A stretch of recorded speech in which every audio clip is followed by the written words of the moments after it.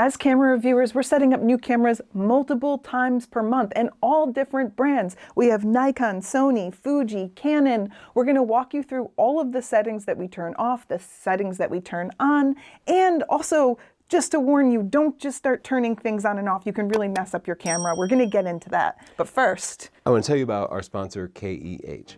KEH buys and sells used gear. So if you want to upgrade your camera to something newer and cooler, KEH will take your old gear, but they'll also give you incredible prices on used gear. Lenses, cameras, lights, tripods, just about anything photography related.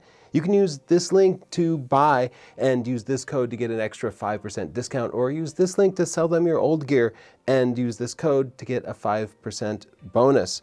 Everything comes with a 180-day warranty. That's not something you can get just anywhere. And a return period, 21 days. If you don't like it for any reason, you can just send it back. So there is no risk. That's why I love KEH. The first thing that we want to suggest, if you have gone into your camera, you've fooled around with the settings, you can't figure out why things are working or not working, and you want to fix it, you can just reset your camera to the settings when you first got it, so you don't have to figure out what's messing up your camera, and we'll walk you through all of the things that you can turn on and off to get a better shooting experience. Let's go into the kitchen and I'll show you the most basic setting that actually isn't as simple as you might think. By the way, these settings might not exactly match your camera. Check your manual for precise instructions. You probably have a few old clocks that you still have to manually adjust every time daylight savings time comes or goes.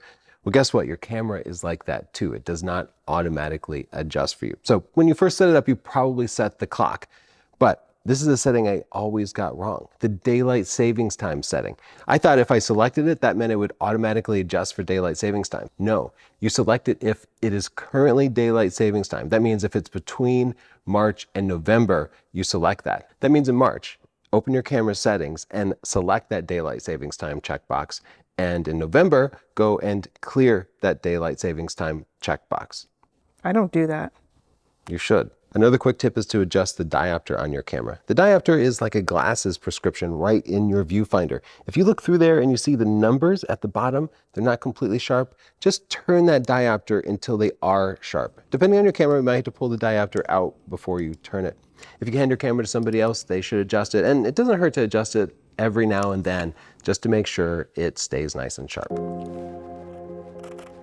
My next tip is to choose your file format, but choose it intelligently. I like RAW plus JPEG because oftentimes JPEGs are good enough, but in really high contrast situations like today, I know I'm going to need the RAW file so that I can recover really light skies and really deep shadows. Here's a sunset picture I took in both JPEG and RAW. Because the dynamic range of the human eye is greater than the camera's default output, I have to recover the highlights and shadows to replicate what my eye could see. This extreme editing shows the edited RAW files look much better than the edited JPEG files, showing more detail and fewer artifacts. Speaking of preferences, I always turn off almost every beep and chirp that your camera has automatically set on. I don't want it beeping when I'm pressing every button. I find that really disruptive and annoying, and I really don't like it when I'm taking wildlife photos and it's distracting the animals. One time that I like to have sound is the shutter sound when I'm taking portraits. We're gonna do more better work on our end. And that's because if it's completely silent, often the model will be like, did you take a picture? They don't know. And that very quiet shutter sound lets them know that the photo has been taken. But other than that, all beeping and booping, I turn it off.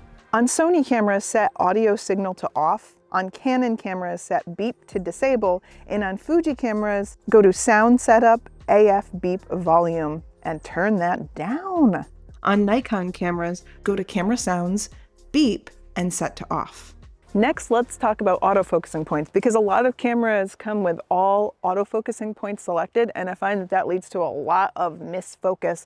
It's grabbing onto things I don't want. I choose a single autofocus point so that I can choose what I'm focusing on, and then, if your camera allows it, I also choose autofocus tracking. Autofocus tracking and subject detection follow your subject around the frame so you can recompose your photo without manually moving your focusing point. In dim environments like this basement, a lot of cameras cannot properly expose the shot by default. What you need to do is to go in and adjust the minimum and maximum ISO. Find that setting and set the maximum ISO to the highest possible value. Set the minimum ISO to the lowest possible value. On Sony cameras, visit the exposure menu, select ISO range limit, and increase the maximum. On Canon cameras, visit ISO speed settings, select ISO speed range, and increase the maximum. On Nikon cameras, select ISO sensitivity settings, turn on auto ISO, select maximum sensitivity, and increase it. On Fuji cameras, select the ISO setting, scroll down to one of the auto settings, scroll right, and then set the maximum ISO to the highest value. That allows your camera to properly expose dim environments. I also set the shutter to a continuous shutter. In other words, instead of taking a single picture when I press the shutter, it'll keep taking pictures. Click, click, click, click, click. And every time we take pictures, whether it's in low light or a portrait of somebody, I will rattle off at least 3 shots. One of those shots might be shaky. One of them might have somebody blinking. Having a few shots in a row always produces better pictures by just giving you better options. Now, if you are in a low light environment and you find everything's a little more noisy than you like, the way you solve that isn't with a camera setting, but it's by upgrading your lens. Find a lens that's really fast, like an f1.4 prime. You don't have to break the bank. What I do is I go to KEH at this link here and I shop their supply of used lenses. Find a good used prime at a good price that suits your budget. And then use this coupon code and you'll get an extra 5% off. Now I'll head to Harkness State Park and show you a few more settings. The default video settings on your camera are probably completely wrong. Usually they're very low resolution and low frame rate. So go in and set a higher resolution, such as 4K video instead of HD video, and maybe even choose a higher frame rate, like 60 frames per second instead of 30 frames per second. Just experiment with it and make sure that when you switch from still to video, it doesn't crop in. I'll show you why I like high frame rates. I'm just going to take a little video clip of this water here.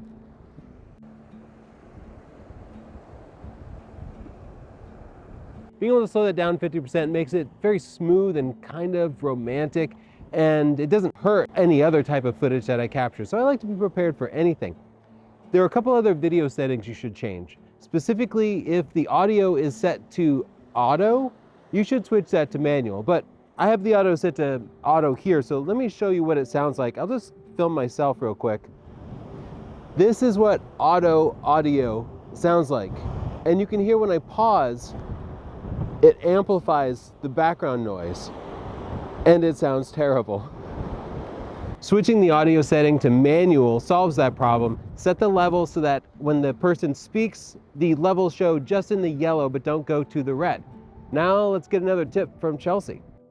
Here's another tip. Don't forget to put in your newest firmware updates. It could be adding a bunch of features or getting rid of old bugs, so it's just good to stay on top of it. Check and see the latest firmware for your camera, and if it's not it, update. By default, most cameras let you take photos without a memory card in, and this has messed me up a lot of times because I'm taking pictures and it's not until I open up the card slot that I realize I can't keep those pictures. There's no memory card. So go in and set your camera so that it can't take pictures without a memory card to ensure you don't end up ruining your entire photo shoot. On Sony camera, this is called release without card. On Canon cameras, this is called release shutter without card. On Nikon cameras, look for slot empty release lock. On Fuji cameras, set shoot without card to off. While we're on the topic of memory cards, there are often times when you can't afford to mess up your shoot. We're at Harkness Memorial State Park right now, and at this very spot, tons of weddings are shot, and I'm sure those photographers never want to risk losing a photo. That would be devastating. For this reason, I like to have 2 card slots, 2 cards, and I write independently to each card. If I only have 1 fast card available, I write RAW to that card and JPEG to the slower card. That ensures that even if something goes wrong on 1 card, I have the second card to back me up in an emergency. If you're shooting something as important and once in a lifetime as a wedding, you'll want to consider having either a camera with 2 card slots or a backup body. And that's a really good time to check out our sponsor, KEH, because they have really affordable used gear. You can trade in your old gear and get something new with 2 card slots, or if you don't have the budget for that, you can buy a second backup body that will provide you with that redundancy. So thank you, KEH. Everything you need to know about them is in the description down below. One more tip about cards: I use the largest, fastest cards I can find, not only because it ensures that I'm not going to buffer prematurely, but also because I use it as backup storage. When I'm traveling, I never erase my card. I just keep taking pictures on a huge card, and if something happens to my computer, I have this redundancy where I have my photos on my computer and on my card. So I always recommend shooting with a large enough card that you can keep your photos there for a while. This setting's a little more advanced. It's back-button autofocus. What this does, it decouples autofocus from the shutter button. Usually when you half press the shutter button, the camera autofocuses, but advanced photographers don't always want that. For example, if you're shooting a panorama, taking lots of pictures and stitching them together, you wouldn't want the camera to refocus. So in this case, back-button autofocus works perfectly because with back-button autofocus, the camera only autofocuses when you push the AF on button on the back of the camera. When you push the shutter, it does not. So you would initially autofocus by pressing AF on and then let go. And then you could shoot your panorama without the camera refocusing. Now, you could also do that by switching the lens to manual focus, but I find real world, it works better and more smoothly when the camera autofocuses only when I tell it. Chelsea has an entire video talking about the merits of this and how to do it, so check out that separate video. Back-button autofocus saves you from having to switch between manual and autofocus, but it can also save you from switching from AFC to AFS, like continuous and single autofocus. When I turn on back-button autofocus, I leave the camera permanently in continuous autofocus, so I'm always ready to track moving subjects, but if there is a still subject, I can just press AF on until it locks onto focus and then let go. And then I can recompose the shot if necessary. Here's a tip someone gave us in the comments, and that's to change your file name and your copyright info so that your name shows up in every file and in the copyright of your photos. That just sounds useful to me. Another really smart tip is to set your camera to custom modes. So that means those different function buttons like C1 and C2 can be programmed to your specific types of photo shoots. Here's an example. I like to shoot wildlife, and that means that I'm going to be changing my focusing mode and my shutter speed and all different things, compared to night photography and astrophotography where my settings will be completely different. I don't want to get to one shoot and have my camera set up wrong, and so if you program those custom buttons, you can press the one you need in the button and ensure that your settings are perfect for that shoot. On Sony cameras, this is labeled Camera Set Memory. On Canon cameras, this is labeled Custom Shooting Mode. On Nikon cameras, use Shooting Menu Bank. On Fuji cameras, use Edit, Save, Custom Setting. That's a lot of different camera settings, but if you really want control of your camera, you have to understand all of the settings available to you. So we suggest you go in and you read your manual, or what I would prefer to do is watch a tutorial on your camera. We have hour-long tutorials for over 50 different cameras. So find the one that's closest to your camera and watch it, and check out our book, Stunning Digital Photography. Also check out our sponsor, KEH.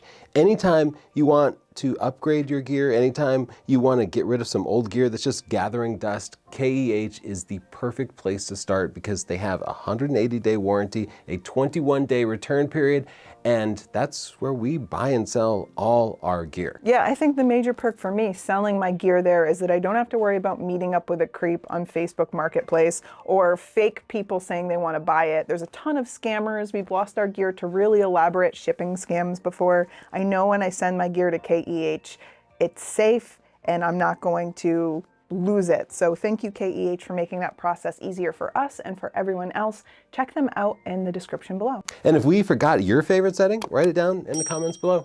Bye.